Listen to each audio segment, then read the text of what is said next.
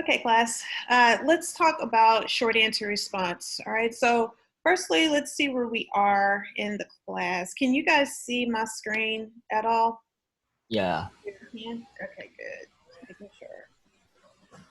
All right, make this a little bit larger so we can see it.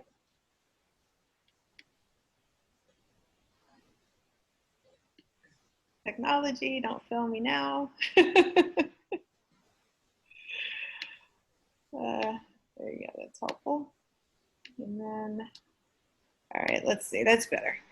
Okay, so right now we are going to go through how exactly to write uh, a short answer response. All right, so we're in module number 5. And let's start out with what a short answer response is.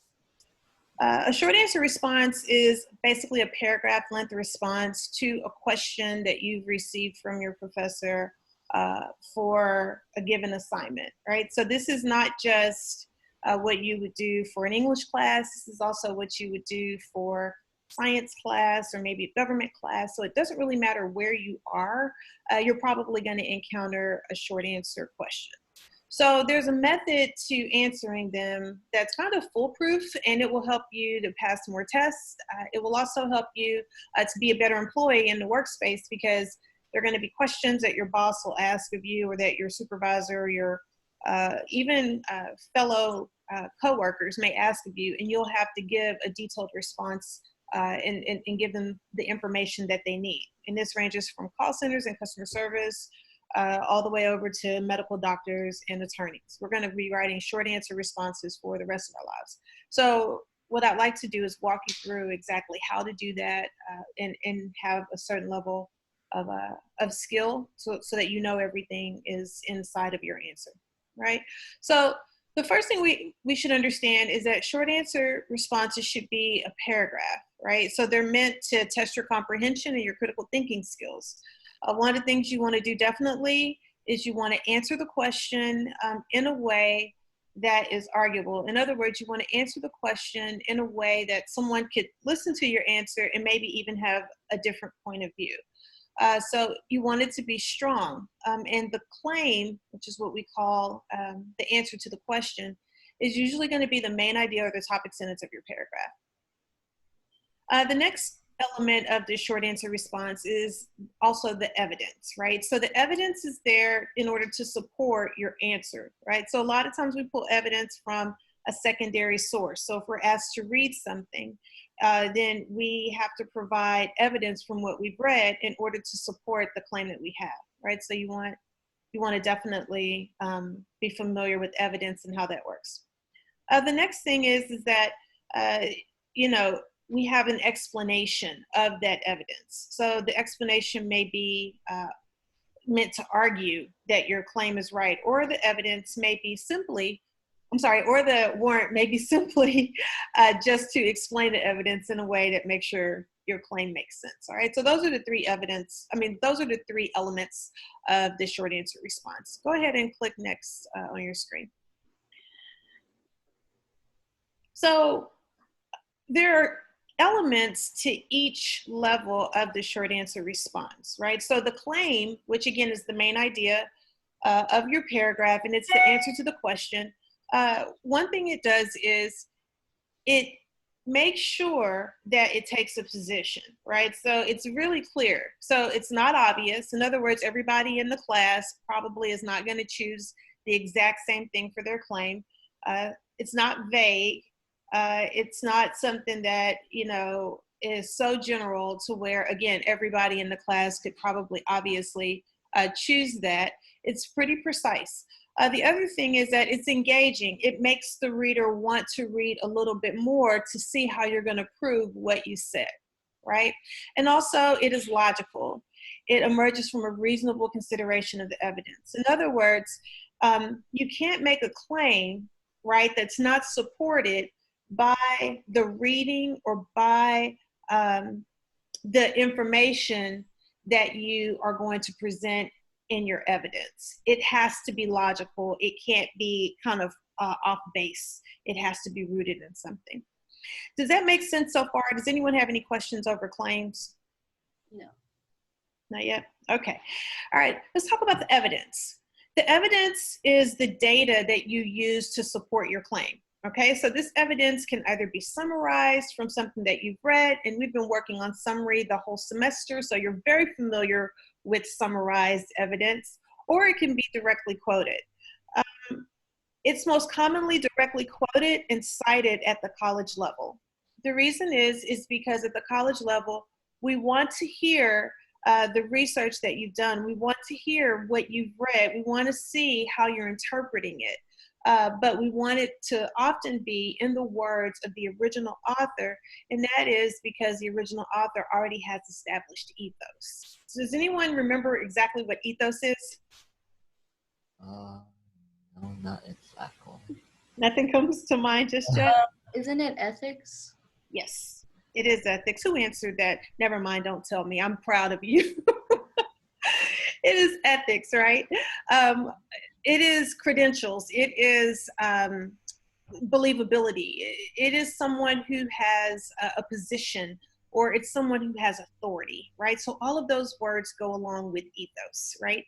So with ethos and evidence, you find that you have more power whenever you don't summarize. Instead, when you go ahead and use the evidence raw the way that it is from the original source. Now, that evidence can be facts or statistics. It can be an expert opinion. It could be primary research, which is kind of what you've been doing on your topic. And then it can be anecdotes. And anecdotes are short stories used to prove a point, right? So anecdotes can be personal testimonies, or it could be, in some cases, hypothetical stories that are created and believable, but the point of the story is only to prove the point that you're making in the claim. Does any of that make sense? Does that resonate with any of you? I'll take that as a yes. I'll take that as a yes. I think I feel your nodding happening through the screen. The next thing, I can't see you, so if I'm not able to call on you specifically just yet, it's because I can't see you. But if you have a question, go ahead and just interrupt me and tell me that you have a question, because I can't see the screen with all of your names lined up there. Okay, so the next part of this paragraph is the warrant. And the warrant is usually where students have the greatest challenge. The claim we get, the evidence we get, the warrant is a bit different. The warrant interprets the data, or it interprets the evidence, and it shows how you can use that evidence to support your claim. All right? So it explains the how, and it explains the why. A good warrant will be a reasonable interpretation of the analysis and facts. In other words, it will ensure that the evidence is appropriate to the claim. What do I mean? So say someone makes a claim that that their friend stole their car, right? So that's the claim. The first thing that the police would need is evidence to support that the person filing the report didn't just give their friend the keys to their car, or that their friend did not have permission to have their car, right? So in this case, the evidence would have to be that their friend took their keys without their permission, or literally hotwired and stole their car and drove it to another location, right? Before the police could issue a warrant for this person's arrest, they would have to have enough evidence, and that evidence would have to be a reasonable amount of information. And then the police would have to interpret it according to the facts or the claim or the testimony of the person who is saying that their friend stole their car. So do you see how the claim and evidence would have to work together in order to produce a sufficient warrant? Yep. We see that in real life on any of the whodunit kind of shows that come on television. We can see that. So there's no difference here, right? So again, these skills are transferable in the other areas of life. Also keep in mind that a good warrant will not make illogical or interpretive leaps. Again, in order for that police officer to be able to issue a warrant for the suspect's arrest, he would or she would not be able to just take a guess at it. They would have to have enough evidence in order for a judge to sign off on a warrant for this person's arrest. A good warrant will not assume more than the evidence supports. Again, it's the same idea. And a good warrant may consider and respond to possible counter arguments. So in other words, before a warrant for that person's arrest is going to be valid, then law enforcement and maybe even the judge would have to consider other ideas in order to make sure that the warrant is sound and that it's justifiable. Yeah.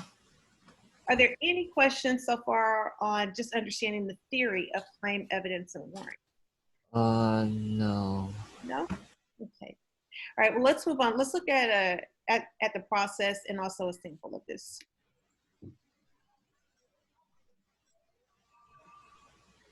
So if you notice, I'm using different colors to go with different ideas. So as we think about the short answer response outline structure, you'll want to keep the same information, or you want to keep the same structure maybe as this outline offers, okay? So maybe in red, you'll want to write down your claims. Blue, you'll want to write down your evidence. And in green, you'll probably want to write down your warrants. If you choose to have a conclusion statement, again, you'll want to have that as red because it means that you are intentionally paying attention to the fact that these two ideas should work together, all right?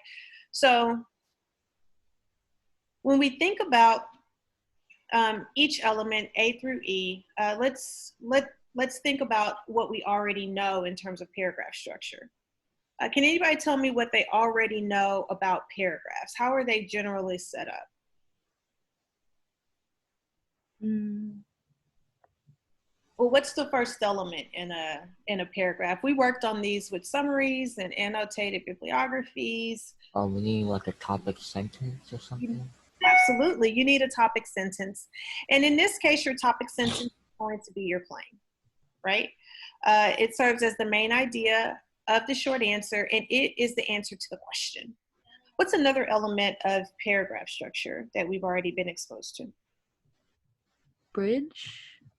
The bridge. Okay, so the bridge is a part of the introduction paragraph. It takes you from the introductory statement down through the bridge and then to the thesis statement.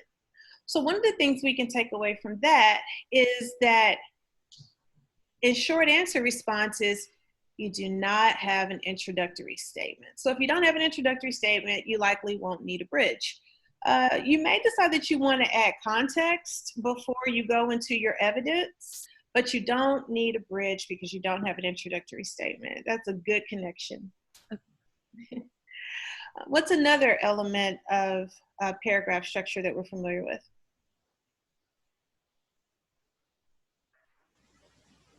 Is it like the hypothesis or whatever it is? Or is that at the end? The hypothesis is, again, the thesis statement of the essay for the research proposal, right? So it serves in many ways the same as the claim does because it's the main idea of that whole essay. In this case, we're just thinking about this one paragraph. So, Oh, okay.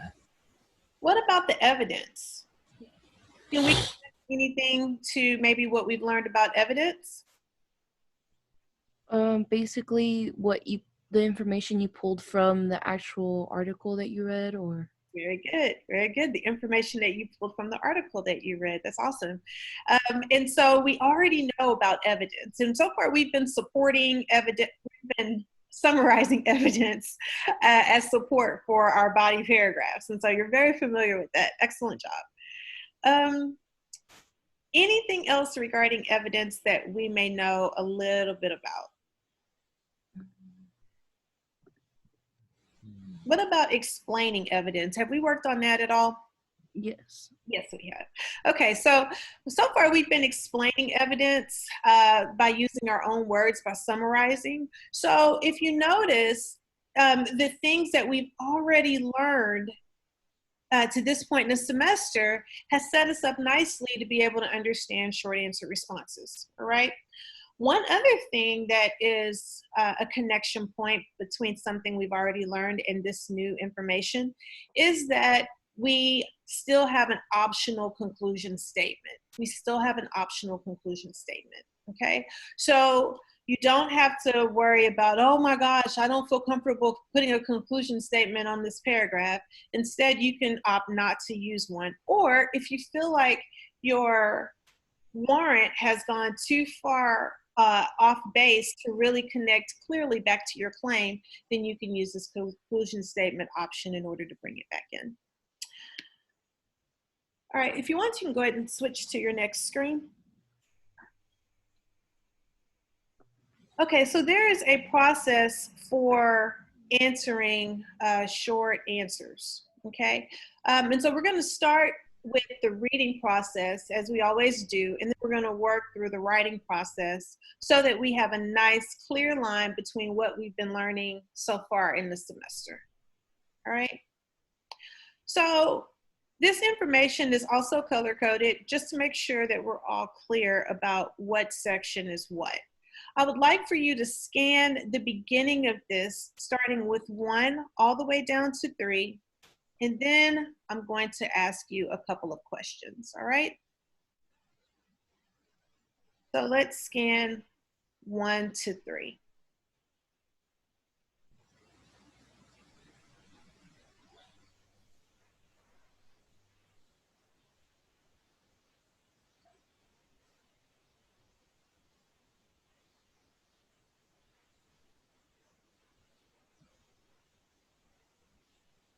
Okay, scanning is supposed to be fast, so I'll give you 10 more seconds.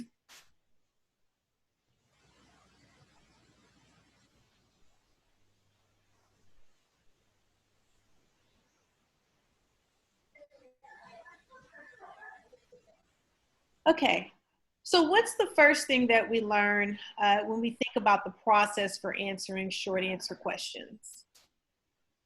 Identifying the questions. Yes, you want to identify the questions, and you want to see when you're reading those questions if there's a pattern in the questions, right? So you maybe can, you know, kind of limit your work if you just do a quick analysis of all of the questions to see if there's anything that these questions have in common. So this will help you when you're reading or when you're scanning and doing pre-reading as you're thinking about the speech or the study or your textbook. As you're thinking about these things, you can read maybe once or twice as opposed to having to go back and forth between the text if you have a general sense of what those questions are. This is a skill that you learned well before you came into my classroom, so I won't spend too much time on it. What's another thing that we learned in this process?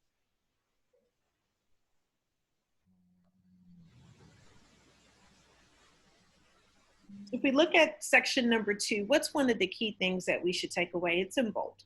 Brainstorming? But no. Yes, you're brainstorming. So when we think about brainstorming, we think about a few things. You're thinking about, number 1, how can I answer this question? And then number 2, where can I find the answers? And then number 3, can I explain the answers? All right. So we're going to look at this very first question to see if we're able to do this successfully. If you have your mythology and belief book and you have it handy, you can turn to page 284 through 288. That's where this speech is. If you have it in digital form, then you can pull that up. I'll give you a couple of seconds to do that. And meanwhile, while you're doing that, I'm going to look at the very first question because this is what we're using as our sample today.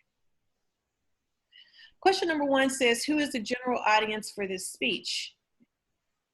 Question number 2, in question number 1, says, who did she name as people in the audience to help you predict who's listening to the speech? All right. So you would start by answering the obvious question. Who is the general audience for this speech? And who is the general audience for this speech? like the high school kids. High school kids, very good. So in the margin of your book, or either on a separate sheet of paper if you have the digital book, then you would want to write high school students. And then you would, of course, take that idea and you would narrow it down a little bit more in order to come up with a strong claim. Now, you answered that it was high school students. Can you find that somewhere in your textbook? And if so, where? Anybody? I'm looking for it.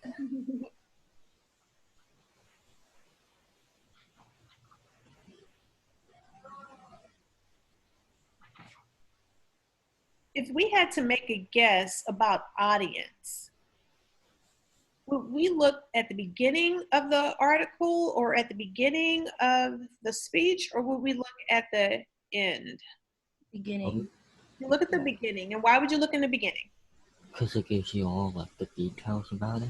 Very good. Generally, when people write speeches, they generally acknowledge certain people and they generally thank them for being there. So we can make a logical move into thinking that this is probably in the beginning of the textbook. Has anyone found it so far? So it talks about like she was thankful for like high school, but I don't see where. Does anyone see the line where she talks about where she is and that she was there previously with President Obama? Do you see that? Is that in the first paragraph or the second? Oh no, it's right there. Right. Does anyone else see it? Have you looked? Oh wait, no, I see. Yeah, I see now. You see it? Can you tell us Yeah. you see it? Which paragraph? Well, it was in the first paragraph. In the first paragraph. Okay. Has everybody found it? Yeah. Okay, good. All right. So that's the process. So remember, when you state an answer, the very first thing you have to do is make sure you can find it. So that's where your evidence is going to be. All right. And then the third thing that you need to do in the brainstorming process is to make sure that you understand why you chose the evidence that you selected. All right. When I am working this way, even in my own personal work, I generally annotate the text where I find the evidence with the highlighter. It's usually green. And then I write the reason that I believe this is the answer to the question in a pencil near where the green highlighter is. And then I also make sure that I know what question I'm wanting to answer. So next to that, I would probably put a 1 in parenthesis, and then I would highlight the evidence. And then under that, in the margins, I would maybe write a short reason why I believe this is the evidence. And of course, you can bullet point it and use phrases and summarize it because it's your own brainstorming process. Does anyone have any questions about the brainstorming process when you're doing short answer response and annotating? Does anyone have any questions about that? No, ma'am. No? No. Okay. All right. So then your next step is going to be to answer the question, right? So if there are multiple questions, then you have to answer each of them. If you look at our sample, we have 2 questions. Who is the general audience for this speech? And who did she name as people in the audience to help you predict who's listening to the speech? So the first thing I need to do is to answer who is the general audience for this speech. Notice how I drew with my mouse a little circle around general audience. If I were annotating, I would circle that. And then the next question is, who did she name as people in the audience? So I'm going to be looking for named people. So if I am reading this, I'm going to go directly to capital letters, right? I'm going to look for people I'm going to look for proper nouns in that introduction and maybe even the next paragraph to see if I can find people who she's named in the audience, all right? And now I'm ready to answer who I think is probably listening to this speech. So Oh, and it names a couple of them towards the bottom of paragraph 1. It does. It names a few of them. And then it also, for a couple of people, we even have, right? Who are some of the people who were named? Principal, I can't even say that name. Too. Mm-hmm. Yeah. Okay. So we have Uh, the principal of the school. Anybody else? the mayor, The mayor's there. Anybody else? the counselor, Mm-hmm. So we have faculty and staff, and we have some dignitaries from the city, right? And who are assembled.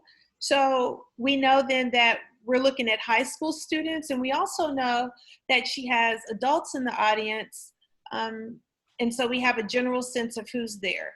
Okay.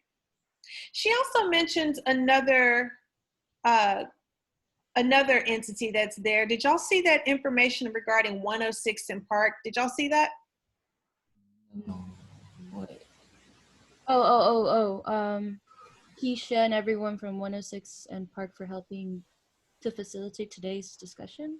Absolutely. So if 106 in Park is there, then we got to do two things. First of all, we got to figure out what is 106 in Park. Does anyone know what 106 in Park is? no, I don't. Nobody? Anybody have an idea? Is it like a, Well, if you look at the year when this was produced, it tells you a little bit. So what would you do in order to find out what 106 in Park is if I weren't here to tell you? How would you figure that out? you look it up on the internet? Yeah, you'd look it up. So can someone do a quick Google search to figure out what is 106 in Park? Yeah. And let us know. Um, And everybody can feel free to participate. Don't feel like you have to be shy. You don't have to be shy. I don't know if this is correct, but it's on Wikipedia. But it says like 106 in Park was an American hip hop and R&B music video. Yes, it was. And where did it air? Does it say? Wait, can you repeat that again? Where did it air? Like, was on news channel? Was it on a entertainment channel? Um, VH1? BET. It was on BET, Black Entertainment Television. Okay, wait, so that helps. oh yeah, okay, I see. That helps us to understand audience, right? So we don't just have the sophomores at Bell Multicultural High School. We don't just have the dignitaries from the city. We don't just have the faculty and staff. We also have a very large television audience. Is everybody on the same page with me still? Yeah. So knowing that this was broadcasted, all over the country to an audience that would appreciate hip hop and R&B also lets you know a little bit about the types of information Mrs. Obama may use in this speech because she's going to want to write specifically to her audience. So there are many ways then you can answer the question. Do y'all kind of catch my drift on that you can answer this question in a variety of ways? You don't just have to have one single answer. So we can have multiple answer in one? Well, is that what you're saying? Well, remember, a claim is supposed to be unique and it's supposed to not be obvious and it shouldn't be vague. So you would want to then have a claim that is based upon a reasonable interpretation of all of the text. So given that you have all of these different groups of people who are listening to this speech, you could say her primary audience is the sophomores at Czech Multicultural High School, right? Then you could also say, but the audience also includes members from the United States at large, particularly those who listen or watch 106 in Park. You see what I mean? Mm-hmm. So you could frame that a variety of ways if you think about all of the evidence that you have in front of you. Okay. So when we think about the question, again, break them up into two parts, but then you also want to state the obvious answer first. So for instance, with this, you may say, oh, she's talking to students in general, which was our first answer. And then we would improve that by saying, well, which kind of students? And then say, well, she was talking to high school students. And you would make it even stronger by narrowing it down even more. The first two answers are not wrong, they're just vague and obvious, all right? Okay. But that's usually how we answer questions when we first get them, so don't be upset with yourself or try to say, oh, it's not deep enough. Just go through the process of narrowing it to make it a stronger claim. Let's look at step number 4. Step number 4 says, develop your obvious answer into a claim. From your obvious answer, you can develop a stronger answer, which will become your claim. And a stronger answer will offer more description. That's the key word, more description. Okay? So for example, Michelle Obama is addressing high school students at Bell Multicultural High School. So now we have that we're at least at Bell Multicultural High School. All right, still high school students. So this is a much better answer. But then you want to revise your stronger answer to make sure it's an appropriate claim. Okay, let's take a look at the sample. Michelle Obama is addressing high school students at Bell Multicultural High School because she's promoting President Obama's North Star program. Now, this is just one way to write this claim. Again, you may have come up with another answer to this question, and you probably are exactly right. This is just the way this particular student chose to write this answer, all right? So if you notice, this claim is arguable. It's arguable because of what's happening right here. The first part of it is obvious. The first part of it is going to be something that pretty much everyone in the classroom would say. The second part, though, is the controlling idea. Do y'all remember that term, the controlling idea? Yeah. It is what makes your answer unique. And it starts with this word because, and then it goes into your opinion or your findings or what you believe is true. So do we have to say the word because, or can we say something else? You could say something else. It doesn't have to be because. Because just shows cause and effect. So you definitely could use another word. The main thing is that you want to make sure that you have a claim that is not obvious, not overly vague, and is logical. Okay. Right? Mm-hmm. So would you consider this claim to be logical?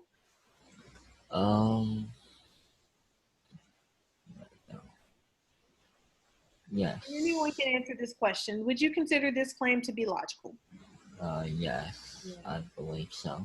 You think it is? Keep in mind that a logical claim is going to emerge from a reasonable consideration of the text.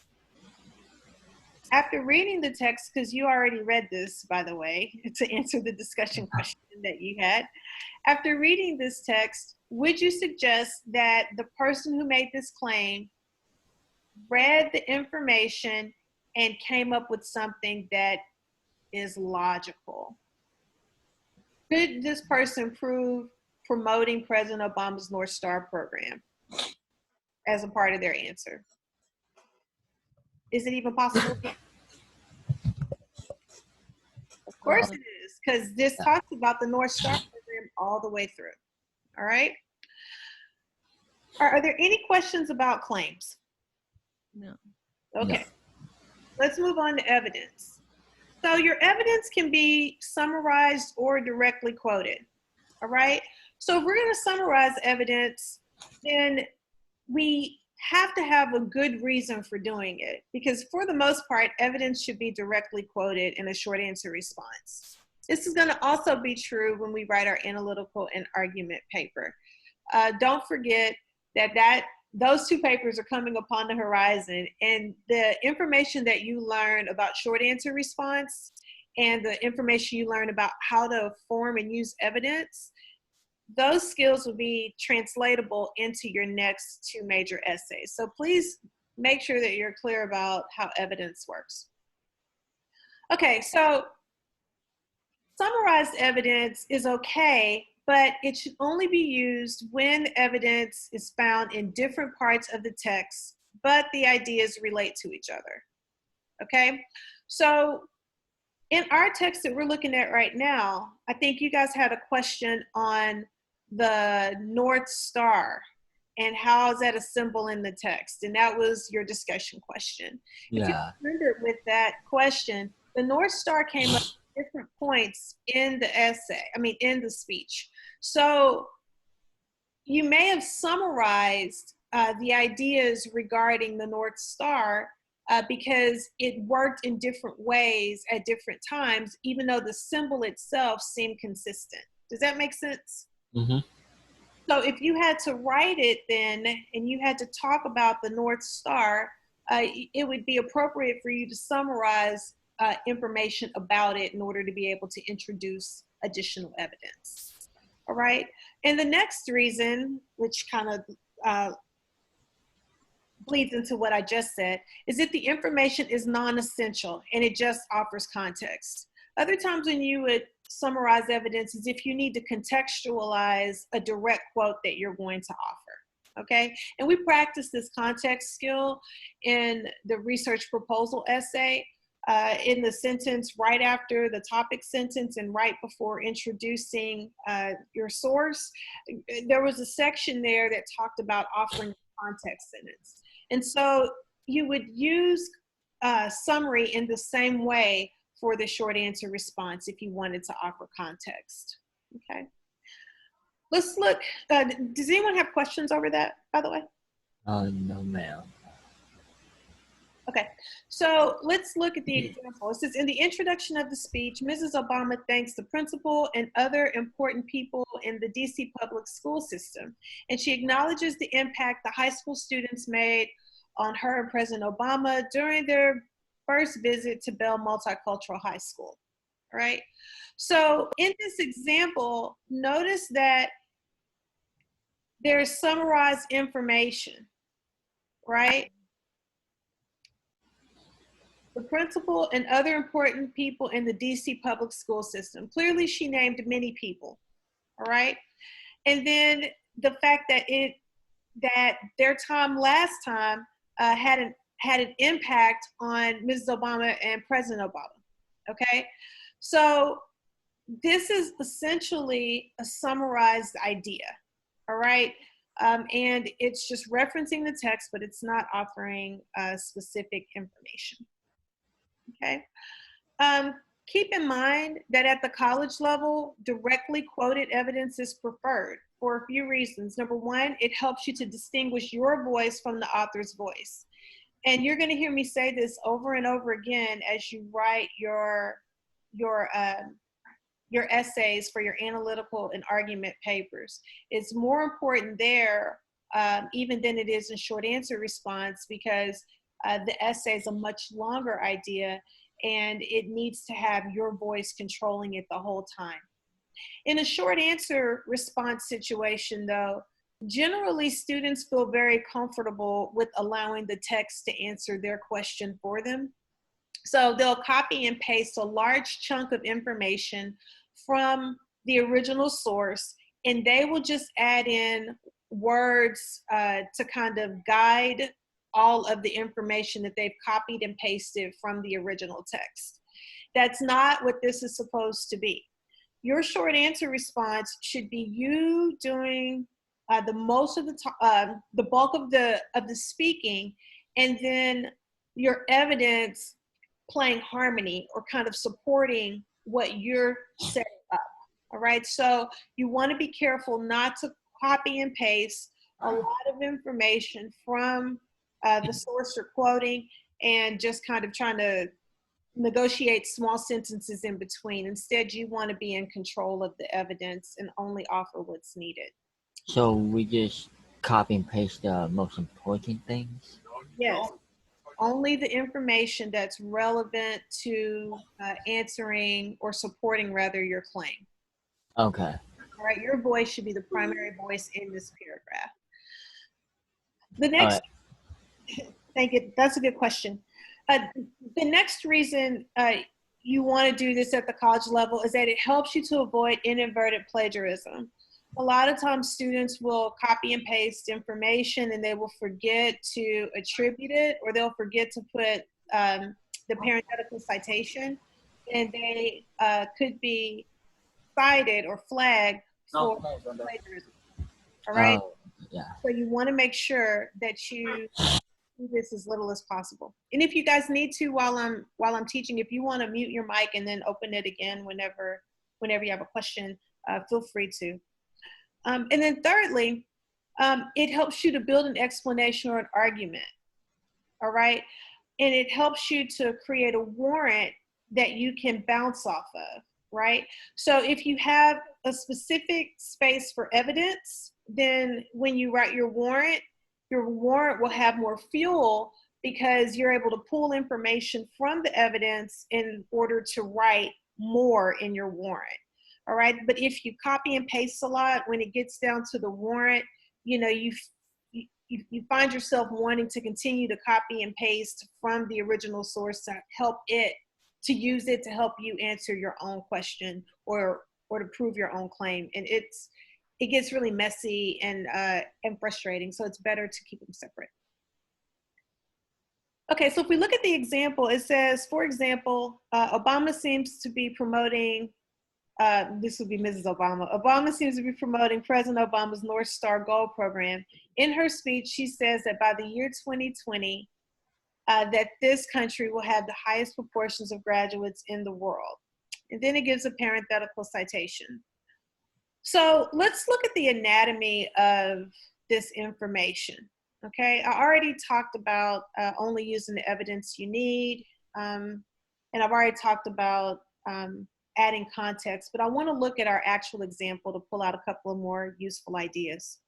Number one, Obama seems to be promoting President Obama's North Star Gold program, okay? So this sentence is like a summary contextual sentence just to set up the rest of the evidence.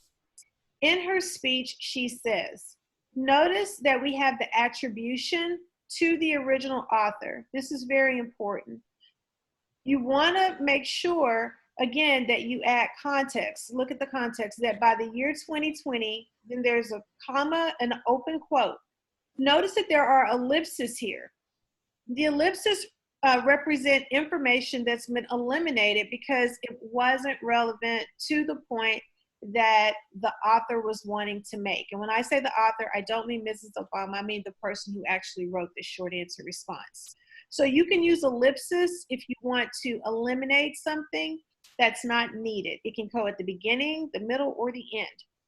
But then look at the information that the student offers. It says that this country will have the highest proportion of graduates in the world. The student closes the quote, and then we see Obama 284. Notice that with this parenthetical citation, we have the author's last name, we have the page number, and then we have the period on the outside. Notice that the period is not inside of the quotation mark. It has to be out here, okay? The only time you would put in punctuation in here is if it is an exclamation point or a question mark, and in which case you would add it here and then you would still put the period out here.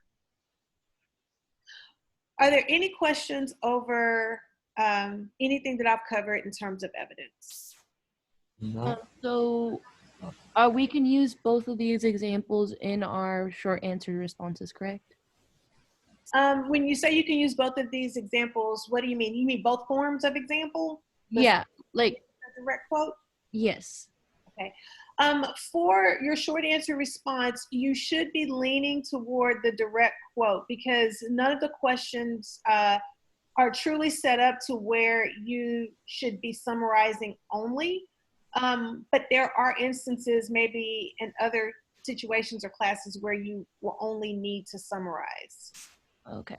So most of our stuff will be from directing quotes. You should be directly quoting at this point. We're at the point in the semester where we move from spending a lot of time summarizing to where we move into directly quoting and analyzing. So we're just in the, Okay. in the next movement of the course.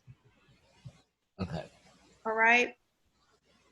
So when you have evidence, you want to make sure that you can test it to make sure that it's good evidence. In this case, did we get a fact or did we use a statistic? Yes. Was there an expert opinion involved? Yes. Was there primary research there? Yes. Did we have any anecdotes? No, there were no anecdotes used here. There were no short stories used to prove a point. She does it in other parts of her speech, but it's just not a part of this evidence. So we have our statistic, and we have our fact, and this is based upon research.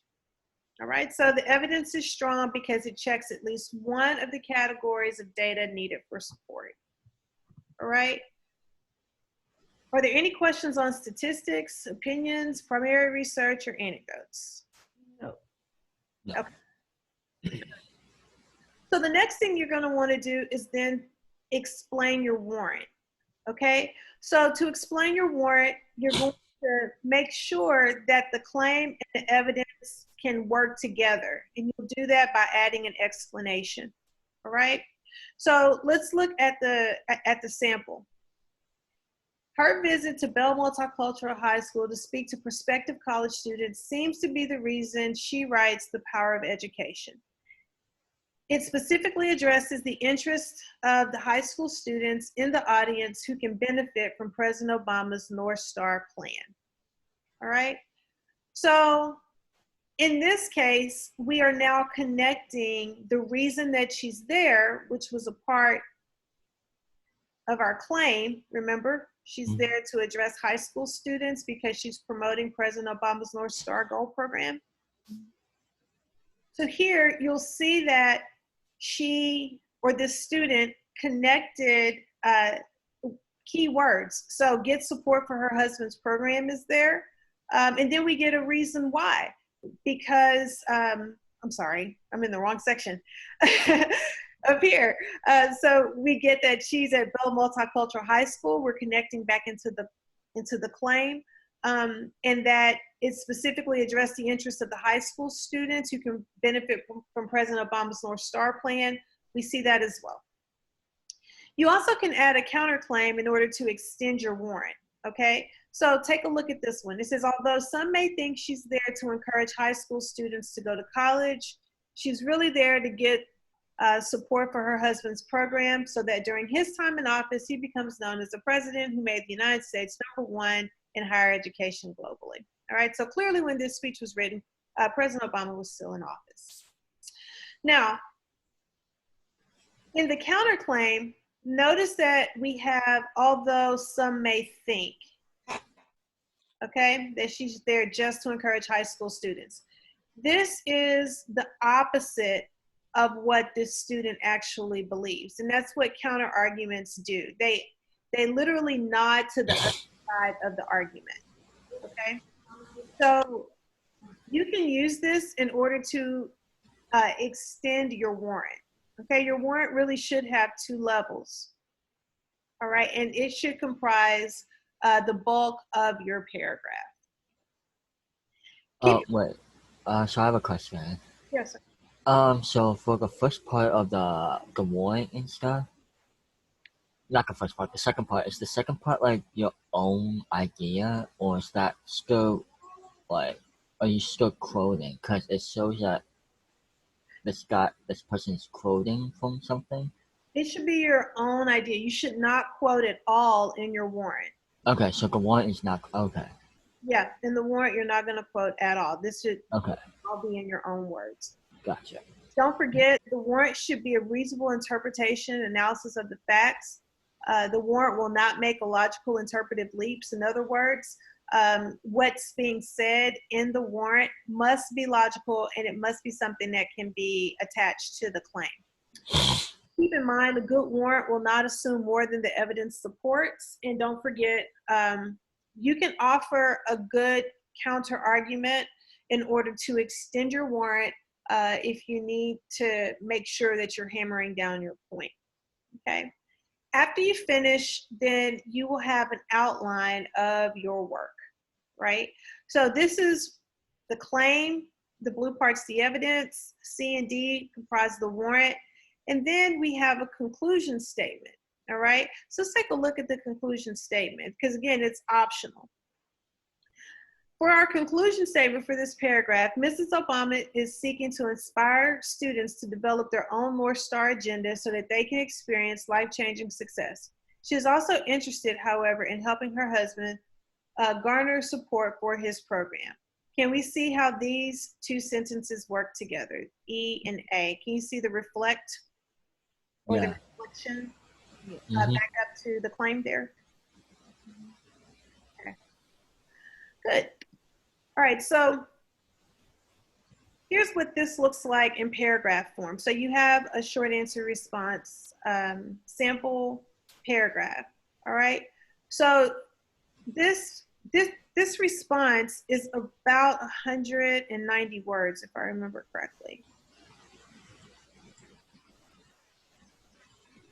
Now, if you need to, there is an actual teaching demonstration for the pre-reading and annotating part for understanding how to prepare to write the short answer response. You can review that video on your own. And then you have a checklist here. Keep in mind that you should go through this checklist before submitting your assignment, because this is the same checklist that I used in order to grade your work, okay? Now, oh, and here is another short answer response video, and we are looking at a couple of questions as we go through the video. In our last few minutes, I'd like for us to think about the questions that we have for this week. And so I'm clicking through all of your screens to get to the questions for President Obama and President Bush. All right. So let's see if I can actually, oh, I'm sorry. Here's your discussion question. Let me see if I can get in for the questions you have. All right. So here are your quiz questions. Let's start with question number 1. It says, President Reagan starts his speech focusing on the function of government. What are 3 quotes he makes about government that clearly define his conservative ideology? What's the first thing we would need to do in order to answer this question? We'll have to like look at wait, give me a second. And anybody can answer. We've been helped tremendously by Daniel today. He's been helping us out. For all of us who are still here in the webinar, feel free to help answer these questions. What's the first thing we have to pay attention to, at least? President Reagan's speech? Marie, I think you were about to say something. Daniel? Oh, huh. I was gonna say just to focus on the beginning of the speech. So focus on the beginning of the speech. Well, let's look at the question. It says President Reagan starts his speech off by focusing on the function of government. So we're definitely going to look at the beginning of the speech. What are some of the key things that we may look for here? Keywords like government. Yes, very good. Keywords like government. The name of this speech is called Government is Not the Answer. So we will probably look at least near the beginning to see if he offers us a thesis statement on the function of government, since government is not the answer. All right. Now, the second part of this says, what are 3 quotes he makes about government that clearly define his conservative ideology? So what would we do in order to try to find the evidence requested?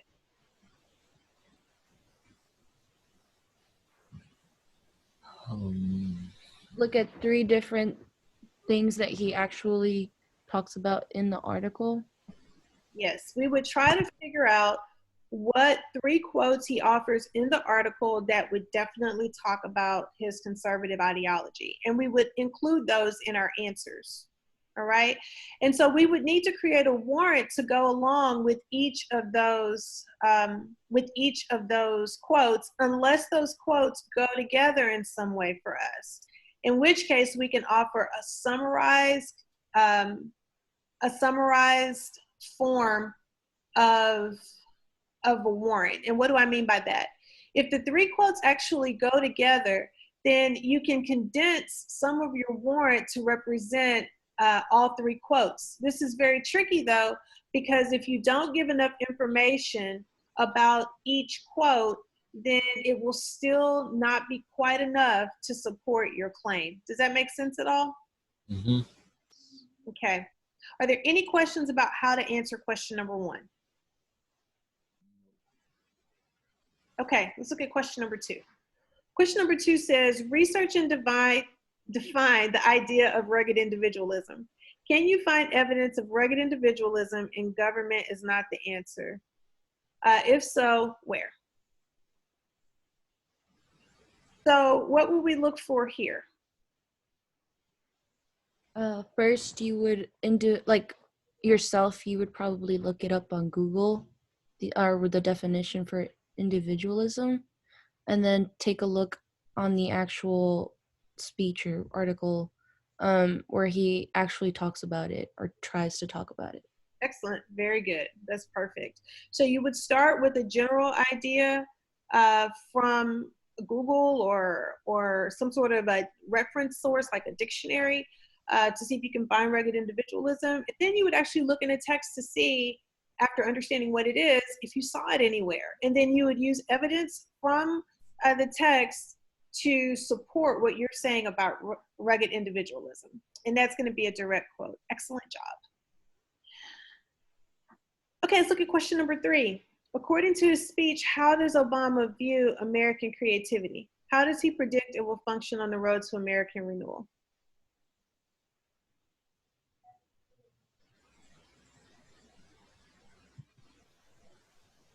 What would we do to answer this question?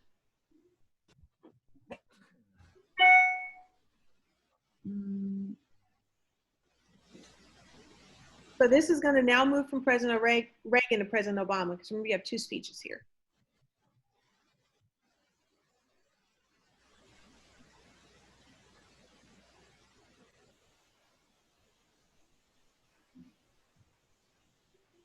Think about your topics or your headings.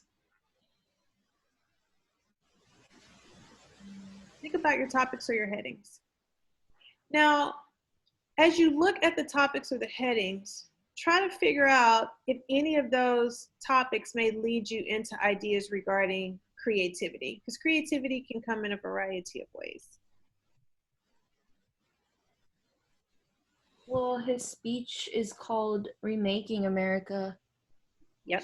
So I'm assuming he has certain plans or talks about different ways he can make America different. Okay.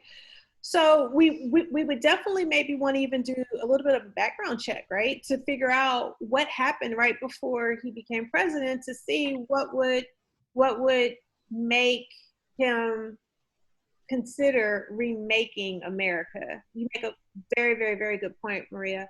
And then also you would maybe want to look at your subtopics to see, do any of them speak to things that would require change or creativity? And then you would want to look under those areas to see if you can find evidence. Remember, you just need one piece of evidence in order for this to make sense.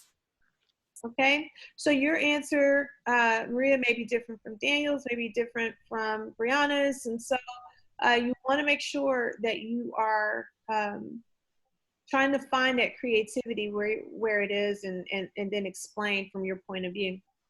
The next part of the question says, how does he predict it will function on the road to American renewal? So you want to make sure that you're thinking about the outcome. Remember, reflect and project. Reflect on your thoughts and then project how it will work in the future. That's the same as predicting outcomes. So you want to think about how does he predict? So you're looking for his projection. Okay, and so you'll be answering from that point of view. Any questions about question number 3? Okay, let's think about question number 4. We're almost at the end, y'all. You guys are troopers and rock stars. The next thing is, what images of diversity and unity does Obama present in his speech? How do you think it impacts his audience? Okay, so what are our keywords we should pay attention to in this question? Diversity and unity. Diversity and unity. Okay, so what way could you look for evidence of diversity and unity? Keep in mind, you're looking for images, the picture that he paints. Oh, Where do you think you'd find it if you were just scanning the text, trying to figure out where to go? look it up on Google. Look at your- The section where it says diversity is strength. Absolutely, that's where I'd start. I'd start with diversity is strength. Why? Because we have the same word in the subheading that we also have in the question. All right.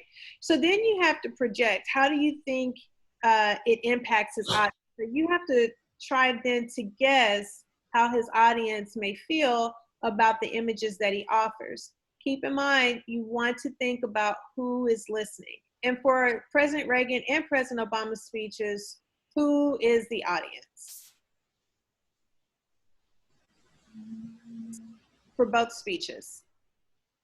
They're The nation. the nation. They are inaugural addresses. So Americans all over the world are probably watching this speech, but definitely Americans, in the United States are paying attention to what's being said in the speech or in the speeches. Okay, so you want to think about Obama's audience during his first term. Last question. This is, how does President Obama address the new challenges ahead? What is his tone?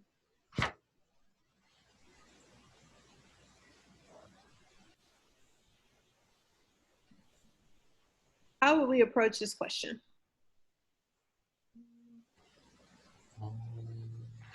Look at the very end of his speech.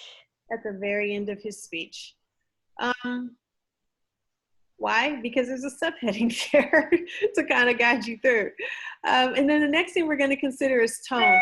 Here's a very important note for each of you. You want to use tone words, and you do not want to say objective or subjective. There are many different tone words you can use. You can use optimistic, you can use cautious, you can use sincere. There are plenty of ways that you can approach it. Okay, so you want to make sure that you are thinking about what specific tone word would be appropriate for that section of the speech. Are there any additional questions? No, ma'am. No? Okay. Keep in mind with this assignment, your answer should be 100 to 300 words, bare minimum. Keep in mind that the speeches are on pages 210 to 214 for Reagan's speech and 246 to 250 for President Obama's speech. And then you all also have Gandhi's speech, and I'm going to make that the subject of our next webinar. All right. Are there any questions at all for me before we head out? So I do have a question. I forgot to tell you it last week.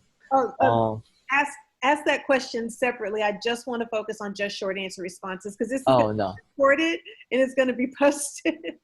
Oh, okay. No, I don't have any more question on this. Okay. All right. Anyone else have any questions? No.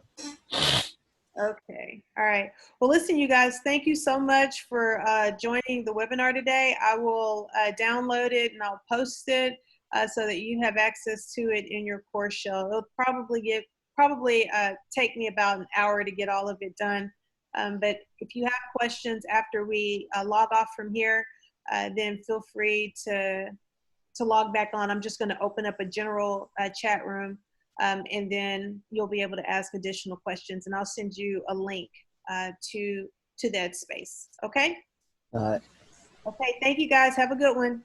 You too, Ms. Cooper. Okay, bye-bye. Bye.